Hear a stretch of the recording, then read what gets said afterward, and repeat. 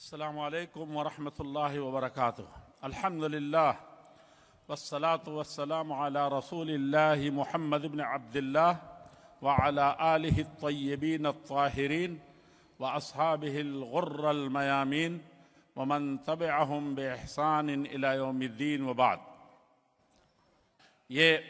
اس کے ساتھ ہی میں اردو میں چند الفاظ کہنا چاہتا ہوں اپنے ان دعات سے، کیونکہ جب بھی میں ندوۃ المجاہدین میں آیا تو شروع کے چند سالوں میں عربی ٹوٹی پھوٹی عربی میں کچھ باتیں کرتا تھا، لیکن لوگوں نے کہا کہ اردو میں زیادہ لوگ سمجھتے ہیں عربی کے مقابلے میں۔ تو میں اپنے یہ طلاب سے خاص طور پر یہ عرض کروں گا کہ آپ کو جو یہ سرٹیفکیٹ ملا ہے، آج سے آپ جو متخرج ہوئے ہیں، فارغ ہوئے ہیں، تو کسی بھی زمانے کے مقابلے میں سب سے زیادہ ذمہ داری آپ پر عائد ہو گئی ہے۔ آپ آج سے فارغ نہیں ہوئے ہیں، بلکہ علم کی تھوڑی سی کنجی پا کر کے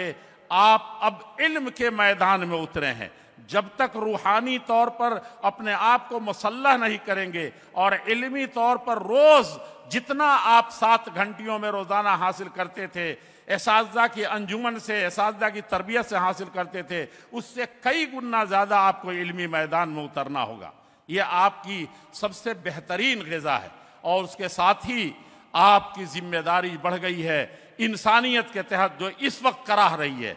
انسانیت میں جو عصبیت پھیلی ہوئی ہے، صرف آپ سے امید ہے کہ آپ ایک اللہ کے ماننے والے ہیں اور ساری مخلوق اس کی ہے، تو اس عصبیت جاہلیہ کو آپ اس کو ختم کرنے کے لیے کھڑے ہوں گے۔ آپ اندرونی جو جھگڑے ہیں، جو فرقہ بندیاں ہیں، جو آپس میں تعصبات اور عداوتیں ہیں، آپ اس کو کس طریقے سے ختم کر کے،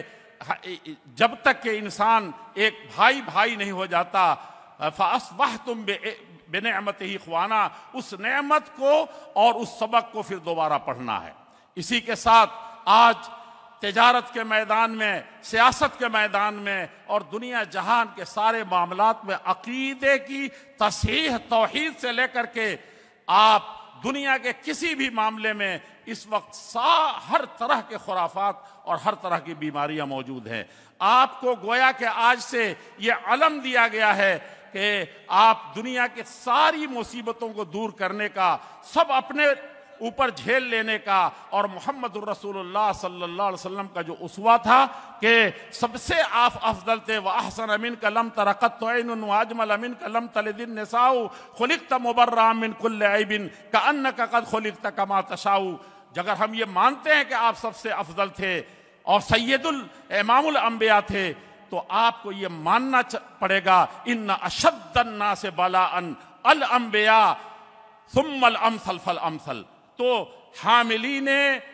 وراثت نبوت کے کو پر فرض ہوتا ہے کہ اس نبی کے اس سنت کو خاص طور پر یاد کریں کہ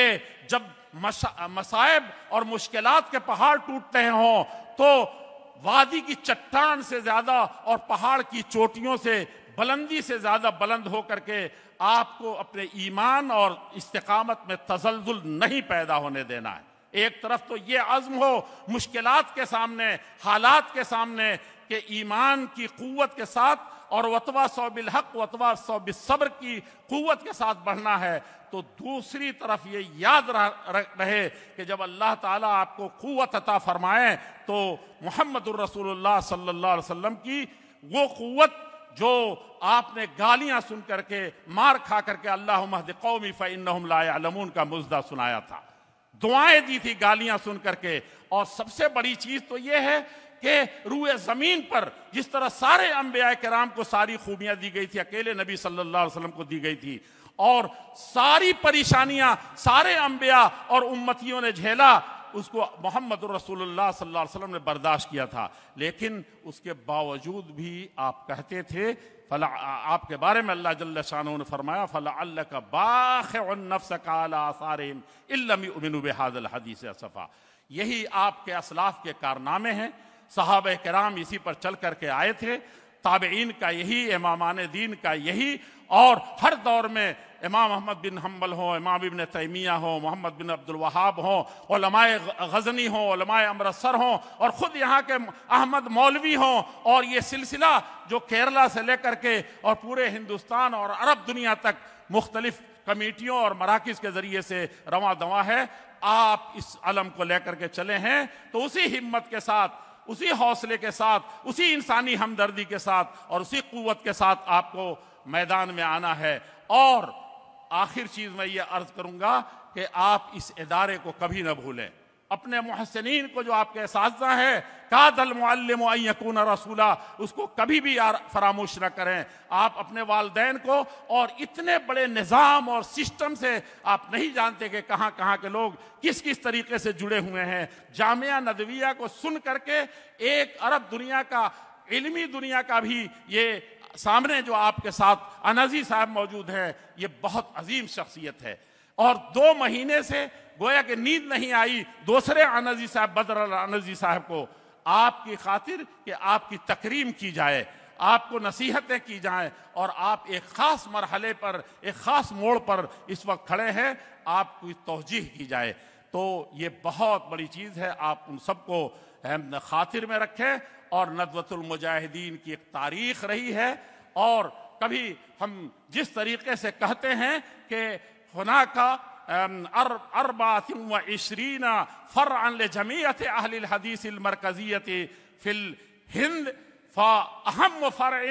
وأصغر ولایت ولكن أكبر فرع هو ندوۃ المجاہدین بکیرلا، وكذلك هناك فروع أخرى تلیہا۔ یہ آپ کو لے کر کے اپنے قدموں میں چلنا ہے، اور آپ اس جماعت سے تعلق رکھتے۔ ایک جملہ اور میں عرض کروں گا کہ وہ جملہ آپ یاد رکھیے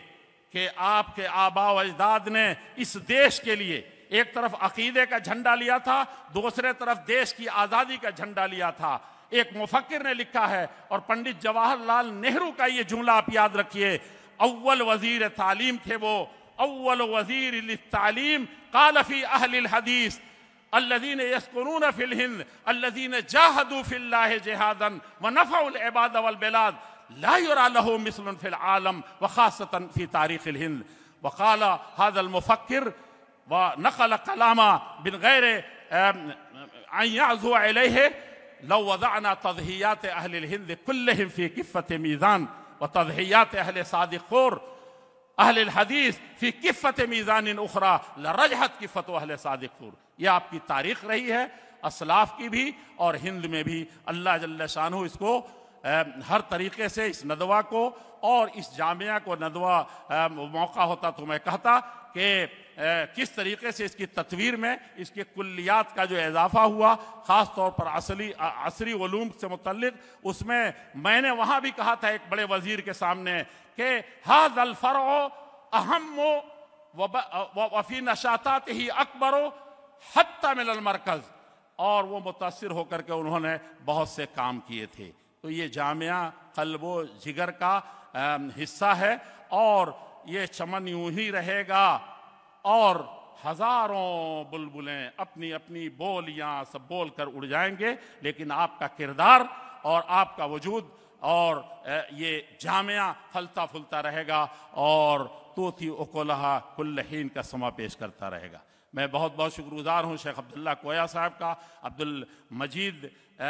صلاحی صاحب اور عاطف صاحب اور تمام متعلقین اور تمام جامعہ اور ندوہ اور جمعیت العلماء کے تمام حضرات کا، اور خاص طور پر شکریہ ادا کرتا ہوں شیخ عواد سبتی منادی انزی اور شیخ بدر ناصر حفظہم اللہ کا۔